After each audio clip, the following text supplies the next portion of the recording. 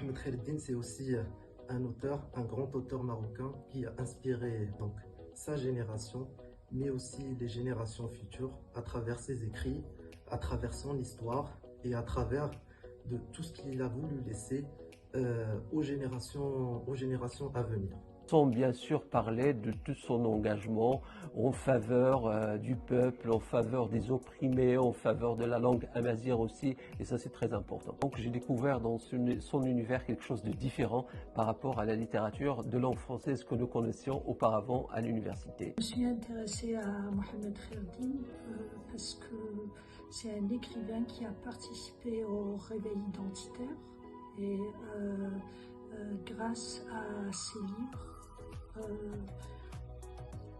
il a mis le doigt sur l'importance de préserver la culture amazigh et aussi il a mis en avant la richesse culturelle de sa région. On retrouve les traditions, on retrouve les contes, on retrouve les figures avec lesquelles nous avons grandi, les figures de notre enfance, qui sont légitimées par quelqu'un qui publie en France, qui est publié aux éditions du Seuil. C'est comme ça qu'on a découvert Khaireddine au tout début. Pour nous, c'est un berbère qui a réussi à mettre au cœur de la littérature mondiale les éléments de la culture berbère, les éléments de la culture amazigh, les nôtres, qui sont marginalisés, qui ne sont pas reconnus partout ailleurs. Moi, j'estime qu'à partir du moment où on écrit pour ou contre quelque chose, on est engagé en quelque sorte, sans pour autant tomber dans le manichéisme, sans pour autant dire que ceci est bien, ceci est mal. A été qualifié d'enfant terrible de la littérature marocaine de langue française, à juste titre, puisque il a mené dans ses textes une révolte contre la société traditionnelle patriarcale qui étouffe bien sûr les libertés individuelles.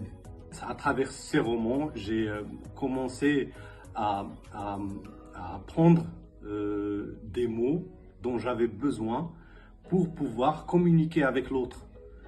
Parce que Mohamed Khaireddine, il traduisait tout l'environnement dans nos villages en français. Et justement, ça m'a permis de pouvoir communiquer avec l'autre et de lui exprimer ce que je veux dire et de lui transmettre avec les mots exacts ce dont ces territoires ruraux regorgent. J'encourage les gens aussi qui, même s'ils vivent en France, à l'étranger ou même au Maroc, dans des grandes villes comme Casa, Tanger ou autres villes, à ne pas renier leur identité, à continuer à faire vivre ces régions, à les visiter, à partir à la découverte de leurs ancêtres.